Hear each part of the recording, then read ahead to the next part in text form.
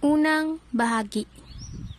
Palagi namang masaya kapag nag-uumpisa pa lang kayong dalawa. Kaya gusto ko palaging nasa una para palagi kong nararanasan ng saya. Para palagi kong nararanasan ng makasama ka. Eto na nga, ikikwento ko na. Ang unang bahagi ng ating pahina na ayaw ko nang maalis sa bahaging ito dahil dito nag-uumpisa ang salitang ikaw at ako. Sa bahaging ito, nag-uumpisa ang salitang tayo. Nakitang-kita sa ating dalawa ang pagmamahalan natin sa isa't isa. Nakitang-kita na ikaw lang at ako at wala nang iba. Marami pang magagandang pangyayari ang nangyari sa bahaging ito. Yung tipong sa park lang ang ating tagpuan at kakain tayo ng isaw sa may isawan, magkahawak ang kamay, at sa pag-uwi naman, tayo ay magkaakbay. Marami pa ang mga nangyari na inaabot tayo ng jamming hanggang gabi. Wala na ata akong nakalimutan dahil kung ang lahat iisasalaysay ko pa, hindi nakakasya sa unang pahina. Hindi nakakasya sa unang pahina ang ating magagandang alaala. Oo, yun ay mga alaala.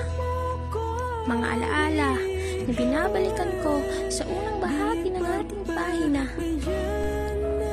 Na binabalikan ko kasi sa unang bahagi lang tayo masaya. Ako ay nasasaktan na. Yung tipong ayaw ko nang basahin pa ang aklat na hawak ko.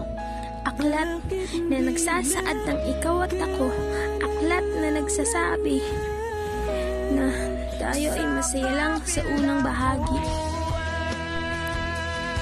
Ipagpapatuloy ko pa ba ang pagbabasa dahil isang page pa tayo ay nasa gitna na. Gitna na nagsasabi na nagsasawa ka na. Gitna na nagsasabi na ako na lang ang mag-isang mahanap ng solusyon sa ating problema. Yung tipong ikaw yung nawalan ng gana tapos ako yung gumagawa ng solusyon sa ginawa mong problema. Ano bang nagbago? Bakit ba nawalan ka ng gana sa salitang tayo? Marami pa sana akong itatanong, pero yung kaibigan ko, nakita ko, sa'yo'y nakapatong. Yun pa lang, isang paliwanag na. Isang paliwanag kung bakit ka nawalan ng gana. Nawalan ka ng gana.